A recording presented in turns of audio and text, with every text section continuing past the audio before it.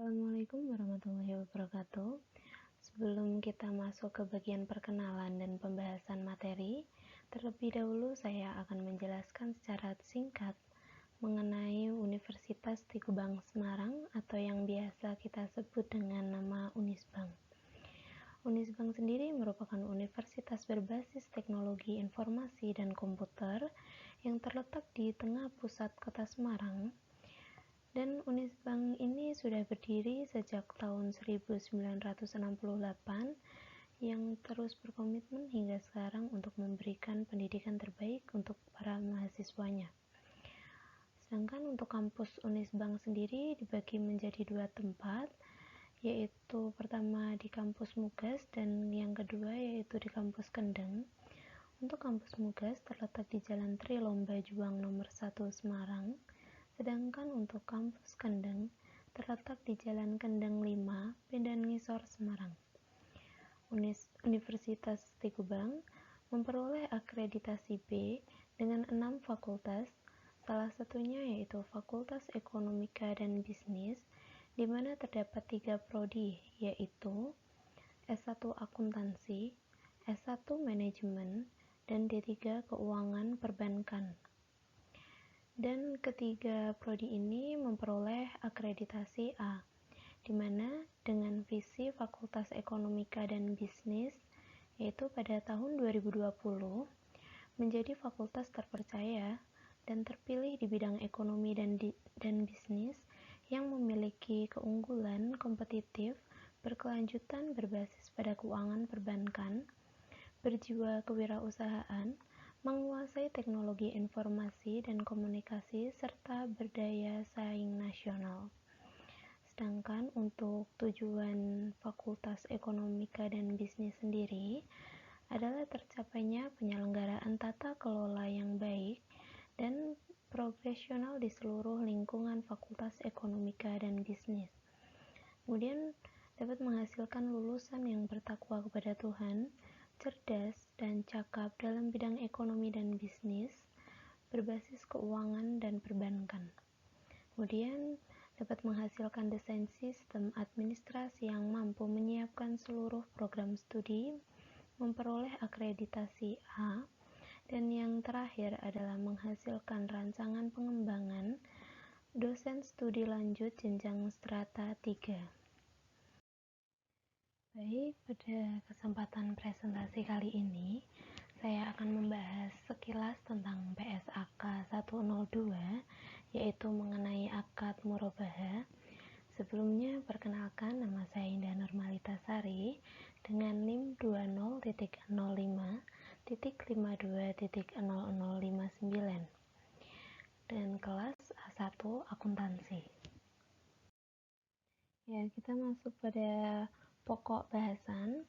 Pokok bahasan ini meliputi hal-hal atau materi yang akan kita bahas pada slide berikutnya.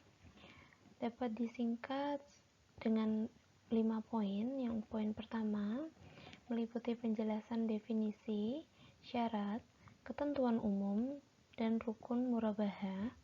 Yang kedua yaitu mekanisme transaksi murabahah. Yang ketiga yaitu jenis dan skema murabahah. Keempat yaitu objek jual beli murabahah. Dan yang terakhir kita akan membahas tentang PSAK 102.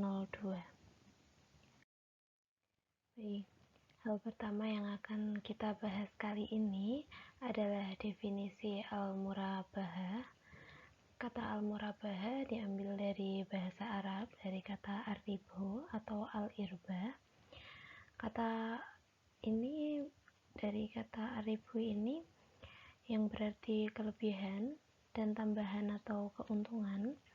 Sedangkan kata al-murabahah sendiri itu bisa diambil dari kata irbah yang artinya salah satu dari dua orang yang berinteraksi memberikan keuntungan kepada yang lainnya. Atau bisa juga secara umum, akad murabahah adalah suatu bentuk jual beli di mana penjual memberitahu kepada pembelinya tentang harga pokok atau modal barang dan pembeli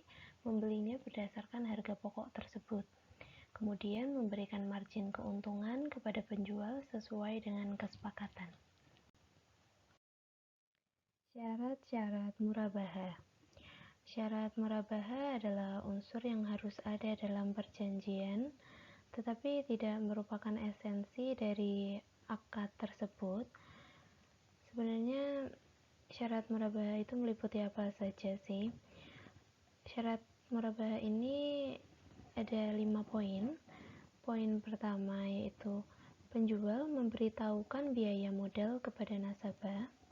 Syarat kedua, kontrak pertama harus sah sesuai dengan rukun yang ditetapkan. Yang ketiga, kontrak harus bebas dari riba. Yang keempat, penjual harus menjelaskan kepada pembeli bila terjadi cacat atas barang sesudah pembelian. Dan yang kelima, penjual harus menyampaikan semua hal yang berkaitan dengan pembelian, misalnya jika pembelian dilakukan secara utang. Dan secara prinsip, sebenarnya jika pada poin 1, 4, dan 5 tidak dapat dipenuhi oleh pembeli, maka pembeli tidak dapat dipenuhi oleh penjual, maka pembeli memiliki pilihan, yaitu 1, tetap melanjutkan pembelian seperti apa adanya. Maksudnya sang pembeli menerima kecacatan dan kekurangan yang ada pada barang tersebut. Yang kedua, pembeli dapat kembali kepada penjual dana dan menyatakan ketidaksetujuannya atas barang yang dijual tersebut. Dan yang terakhir, pembeli dapat melakukan pembatalan kontrak.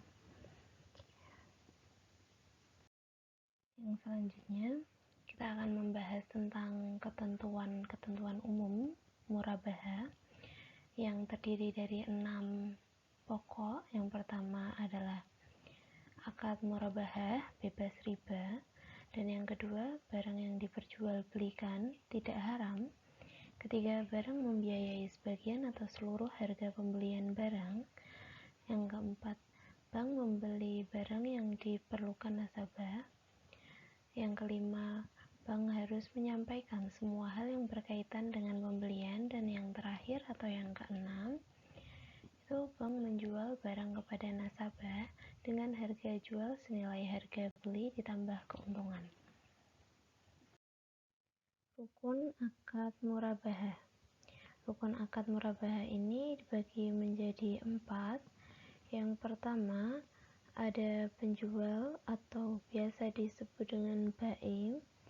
Yang kedua, ada pembeli atau biasa disebut dengan mustari. Yang ketiga, ada objek yang biasa disebut dengan mabi. Dan yang terakhir adalah ijab qabul. Dimulai dari yang poin pertama, yaitu penjual atau biasa disebut dengan bai. Penjual merupakan seseorang yang menyediakan alat, komoditas, atau barang yang akan diperjualbelikan kepada konsumen ataupun nasabah. Pada poin kedua, yaitu pembeli.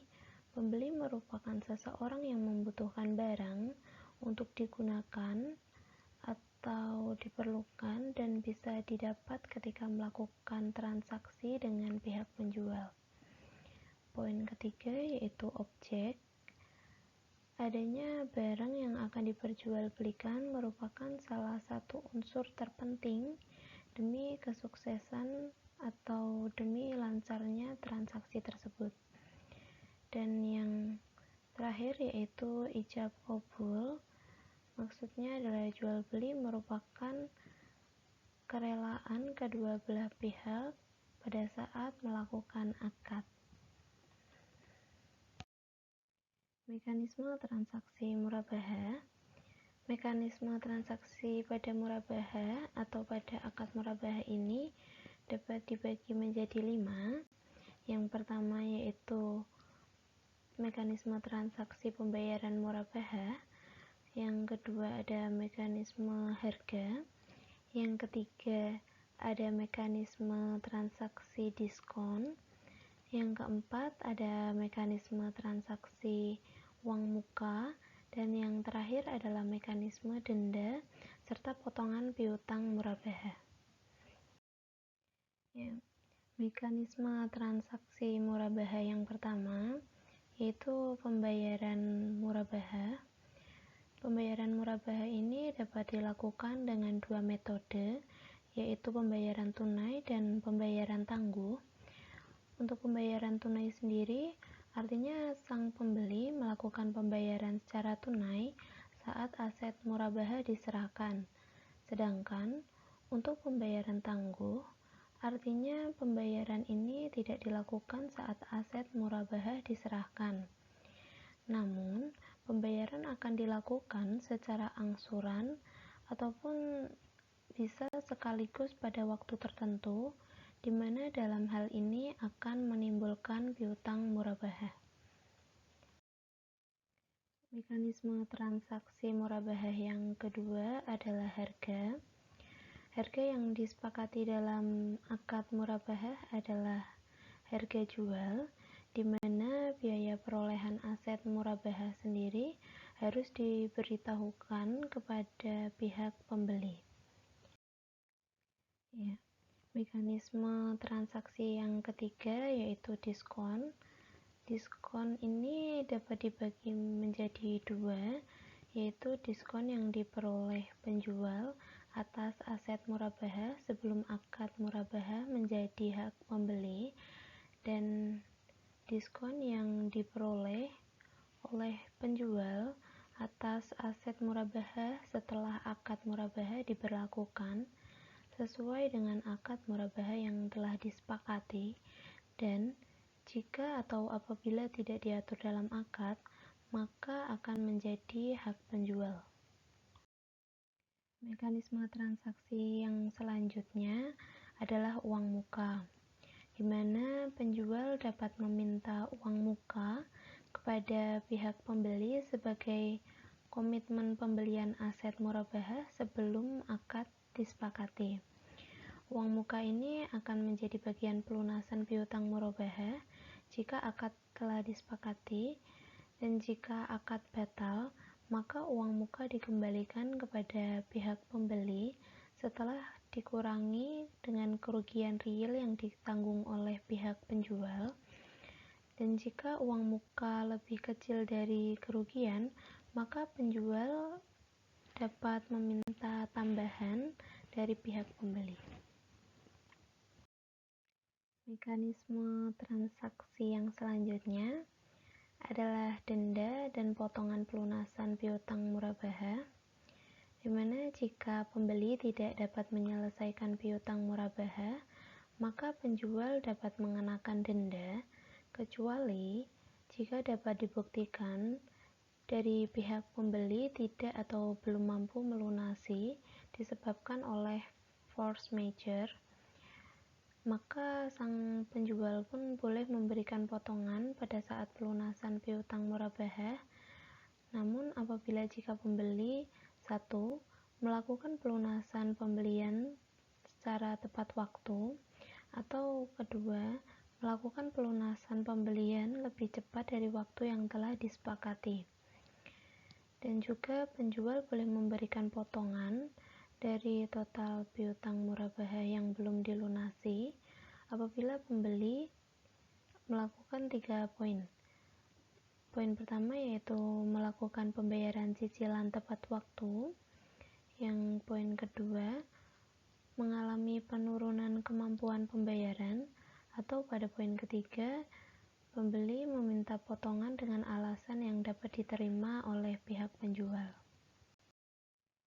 Yang selanjutnya ada jenis akad murabahah, yaitu dibagi ada dua, satu yaitu murabahah tanpa pesanan, dan yang kedua adalah murabahah berdasarkan pesanan. Dalam aplikasinya, pembiayaan murabahah dapat dibedakan menjadi dua macam.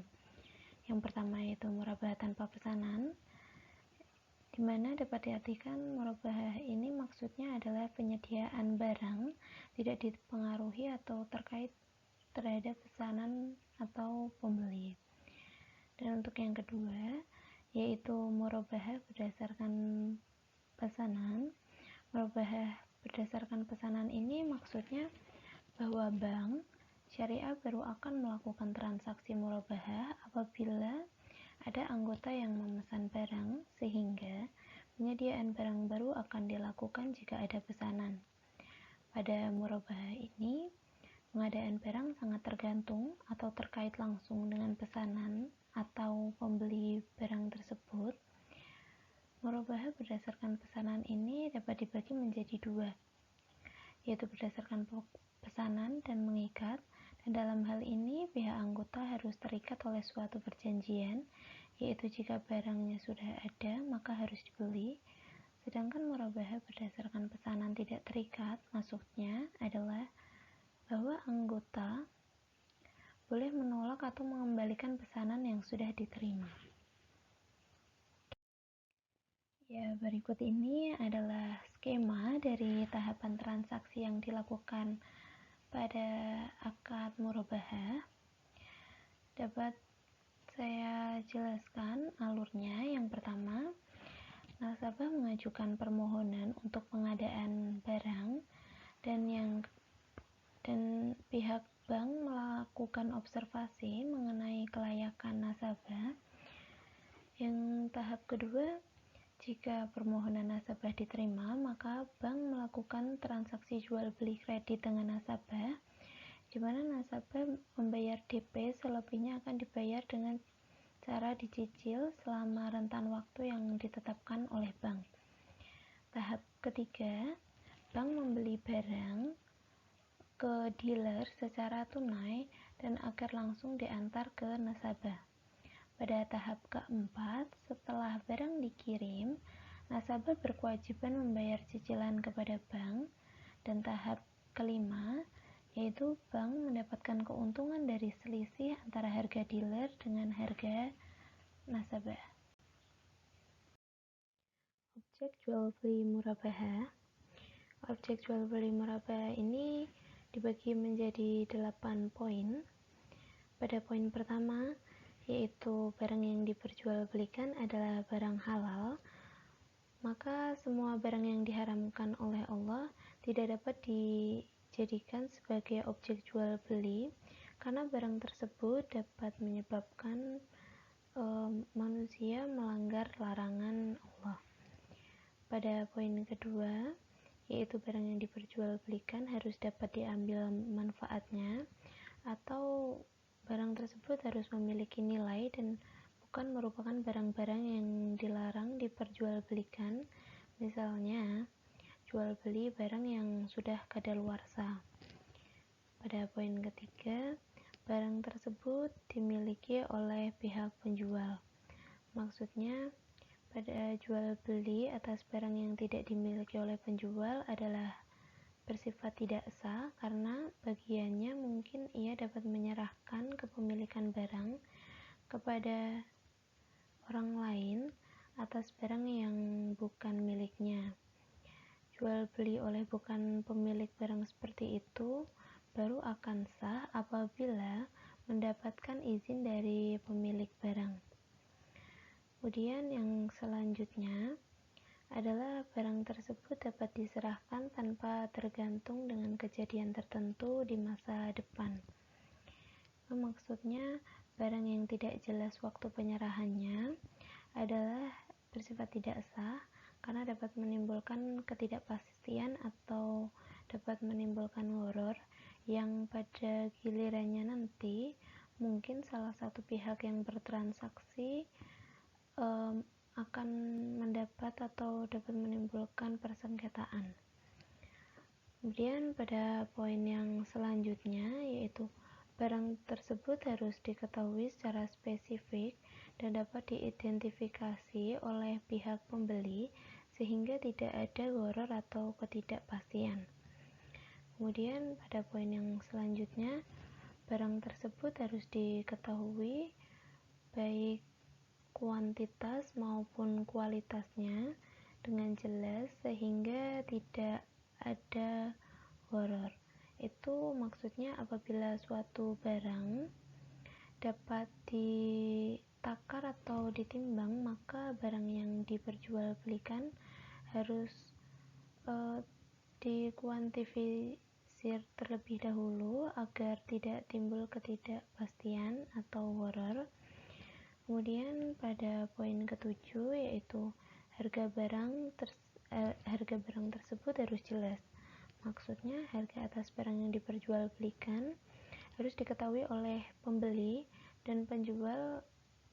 Berikut cara pembayarannya, baik secara tunai maupun tangguh, sehingga jelas dan tidak ada ketidakpastian.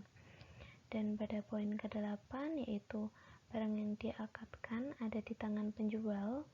Maksudnya barang dagangan yang tidak berada di tangan penjual akan menimbulkan gharar. Seperti itu.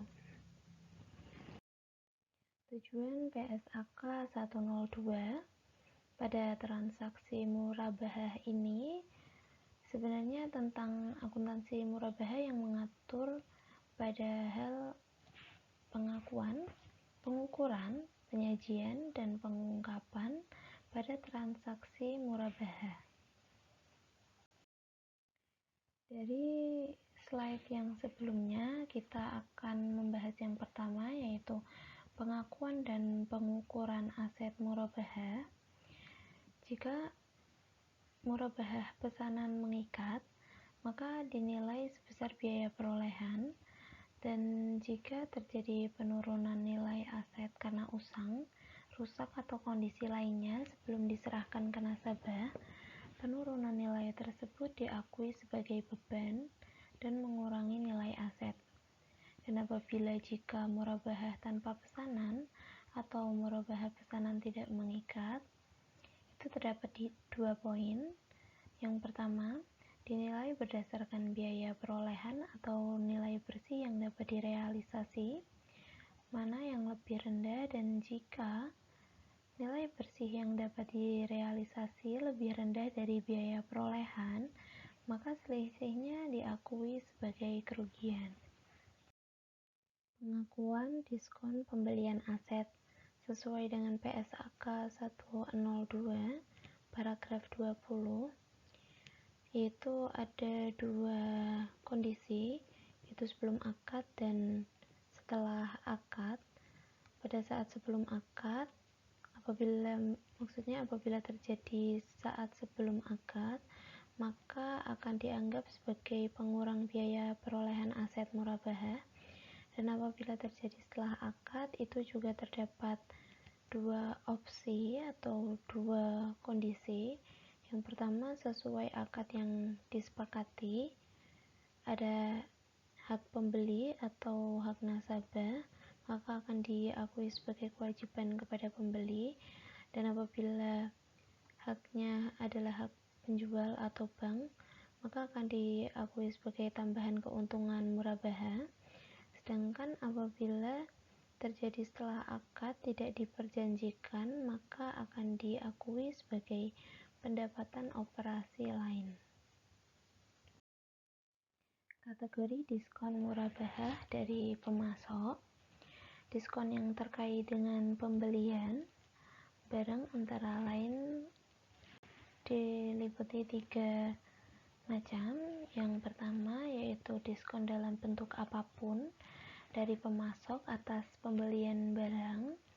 Yang kedua yaitu diskon biaya asuransi dari perusahaan asuransi dalam rangka pembelian barang. Dan yang ketiga yaitu komisi dalam bentuk apapun yang diterima terkait dengan pembelian barang. Nah, pada slide ini kita termasuk pokok bahasan yang baru lagi, yaitu kita akan membahas harga jual murabahah, di mana meliputi 4 poin. Poin pertama itu hutang nasabah atau biasa disebut dengan piutang murabahah. Yang kedua yaitu potongan pelunasan murabahah. Yang ketiga potongan angsuran murabahah. Dan yang keempat adalah pengakuan keuntungan. Sesuai dengan PSAK 102 paragraf 22 yaitu mengenai piutang murabahah, Piutang murabahah sendiri dapat diartikan sebagai harga jual aset murabahah yang belum dibayar atau namun bukan hutang uang. Piutang murabahah ini dibagi menjadi 2 poin atau 2 rincian. Yang pertama yaitu saat akad murabahah dan yang kedua adalah saat akhir periode laporan keuangan. Kita bahas dari yang pertama dulu, yaitu saat akad murabahah akan diakui sebesar biaya perolehan aset murabahah ditambah dengan keuntungan yang telah disepakati. Dan pada poin kedua, yaitu pada akhir periode laporan keuangan, akan dinilai sebesar nilai bersih yang dapat direalisasi, yaitu saldo piutang dikurangi penyisihan kerugian piutang.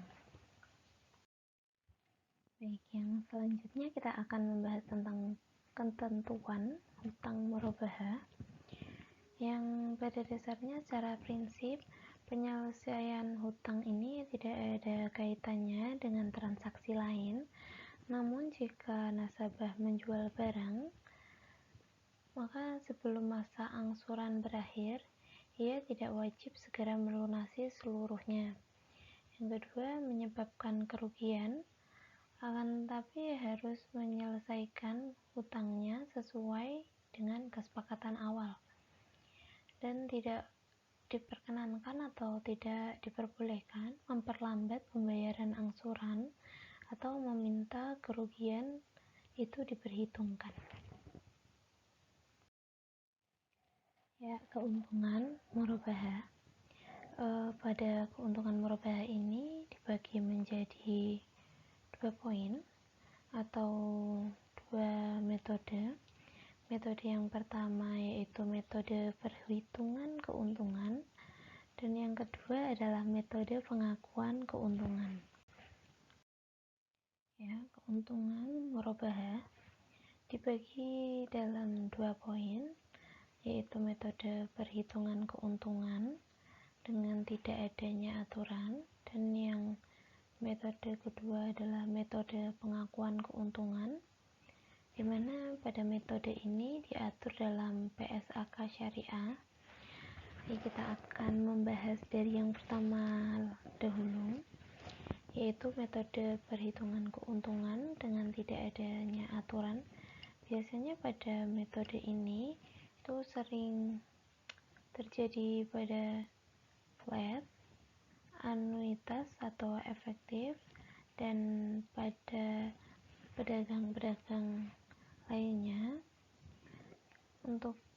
Kemudian untuk metode yang kedua yaitu metode pengakuan keuntungan, pada dasarnya ini biasanya terlihat pada saat penyerahan barang di muka.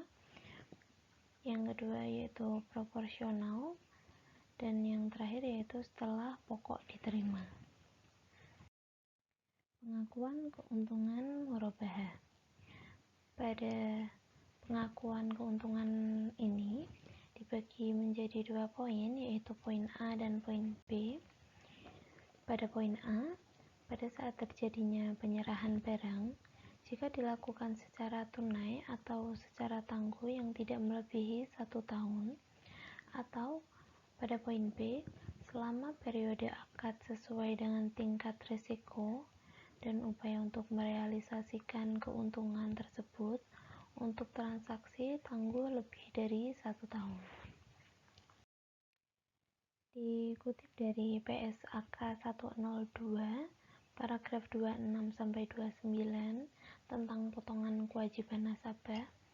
Potongan kewajiban nasabah ini dibagi menjadi dua poin yang akan kita bahas di slide berikutnya. Poin pertama yaitu potongan pelunasan dan poin kedua yaitu potongan angsuran. Pada slide ini kita akan membahas tentang potongan pelunasan piutang murabahah.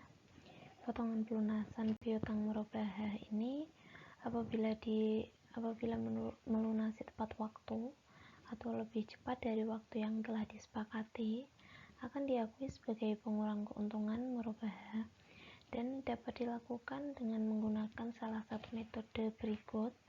Ada dua metode, yaitu metode A dan metode B. Pada metode A kita diberikan pada saat pelunasan, yaitu penjual mengurangi piutang murabahah dan keuntungan murabahah, atau pada poin B diberikan setelah pelunasan, di mana penjual menerima pelunasan piutang dari pembeli dan kemudian membayarkan potongan pelunasannya kepada pembeli. Ketentuan potongan pelunasan sesuai dengan Fatwa DSN nomor 23/DSN strip MUI garing 111/2002. Pada slide ini ketentuan potongan pelunasan dibagi menjadi dua poin, yaitu poin 1 dan poin 2. Pada poin 1, jika nasabah melakukan pelunasan pembayaran tepat waktu atau lebih cepat dari waktu yang telah disepakati, maka LKS atau lembaga keuangan syariah boleh memberikan potongan dari kewajiban pembayaran dengan syarat tidak diperjanjian dalam akad. Pada poin yang kedua, besarnya potongan itu akan diserahkan pada kebijakan dan pertimbangan dari pihak LKS atau lembaga keuangan syariah. Potongan angsuran murabahah dibagi menjadi dua poin, yaitu poin A dan poin B. Pada poin A sendiri, potongan angsuran ini apabila membayar secara tepat waktu, maka akan diakui sebagai pengurang keuntungan dari akad murabahah tersebut.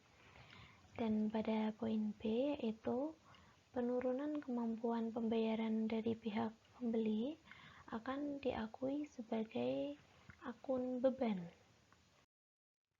Ya, pada slide kali ini kita akan membahas tentang ketentuan sanksi denda sesuai dengan Fatwa DSN nomor 17/DSN strip MUI garing 1X/2000. Pada hal ini, ketentuan sanksi denda dibagi menjadi 5 poin. Poin pertama, nasabah yang tidak mampu disebabkan force majeure tidak boleh dikenakan sanksi. Yang kedua, nasabah mampu namun tidak mempunyai kemauan dan itikat baik, maka boleh dikenakan sanksi. Poin ketiga, tujuan sanksi yaitu agar nasabah lebih disiplin dalam melaksanakan kewajibannya. Dan pada poin keempat, sanksi pada dasarnya besarnya ditentukan atas dasar kesepakatan dan dibuat saat akad ditandatangani. Dan pada poin kelima atau poin terakhir, dana berasal dari denda diperuntukkan sebagai dana sosial. Adapun pengakuan denda yaitu dibagi dua, yaitu penjual mengungkapkan hal-hal yang terkait dengan transaksi murabahah tetapi tidak terbatas pada 3 poin, poin A, B, dan C. Pada poin A, harga perolehan aset murabahah. Pada poin B, janji pemesanan dalam murabahah berdasarkan pesanan sebagai kewajiban atau bukan. Dan pada poin C, yaitu pengungkapan yang diperlukan sesuai PSAK 101, penyajian laporan keuangan syariah. Dan kemudian kita akan membahas pada poin kedua, yaitu pembeli mengungkapkan hal-hal yang terkait dengan transaksi murabahah tetapi tidak terbatas pada 3 poin, poin A, B, dan C. Pada poin A, yaitu nilai tunai aset yang diperoleh dari transaksi murabahah. Yang kedua yaitu jangka waktu murabahah tangguh. Dan yang C yaitu pengungkapan yang diperlukan sesuai PSAK 101 tentang penyajian laporan keuangan syariah. Kita akan membahas kondisi uang muka murabahah. Pada hal ini, kondisi uang muka murabahah itu bisa dibagi pada 3 kemungkinan. Pada kemungkinan pertama yaitu jika akad dibatalkan oleh pihak nasabah, yang kedua jika akad dilaksanakan, dan yang ketiga yaitu tetapi apabila murabahah batal. Baik, kita mulai dari yang pertama dulu, yaitu jika kondisi dibatalkan oleh nasabah. Yang pertama, nasabah harus memberikan ganti rugi kepada pihak LKS atau pihak lembaga keuangan syariah dari uang muka tersebut. Kemudian, jika uang muka lebih kecil dari kerugian, maka lembaga keuangan syariah dapat meminta tambahan kepada pihak nasabah. Dan jika uang muka lebih besar dari kerugian, maka lembaga keuangan syariah pun harus mengembalikan kelebihannya tersebut kepada pihak nasabah. Untuk kondisi yang kedua atau kemungkinan yang kedua yaitu jika akad dilaksanakan, maka keuntungan murabahah didasarkan pada porsi harga barang yang dibiayai oleh bank, dan apabila menjadi bagian pelunasan piutang murabahah tidak diperkenankan sebagai pembayaran angsuran. Kemudian kita akan membahas pada kondisi yang ketiga, yaitu terjadi tetapi apabila murabahah batal, maka urbun akan dikembalikan kepada nasabah setelah dikurangi dengan kerugian sesuai dengan kesepakatan, antara lain potongan urbun bank oleh pemasuk, biaya administrasi, biaya yang dikeluarkan dalam proses pengadaan lainnya. Ya. Selanjutnya kita akan membahas pengakuan uang muka murabahah sesuai dengan PSAK 102 paragraf 30. Pengakuan uang muka murabahah ini dibagi menjadi 3 poin. Poin pertama, diakui sebagai uang muka pembelian sebesar jumlah yang diterima.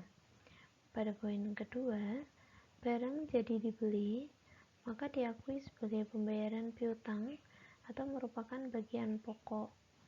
Dan pada poin ketiga, barang batal dibeli, maka dikembalikan kepada pembeli setelah diperhitungkan dengan biaya-biaya yang telah dikeluarkan oleh penjual. Terima kasih semuanya. Terima kasih atas perhatiannya karena telah menonton video dari saya. Sampai jumpa.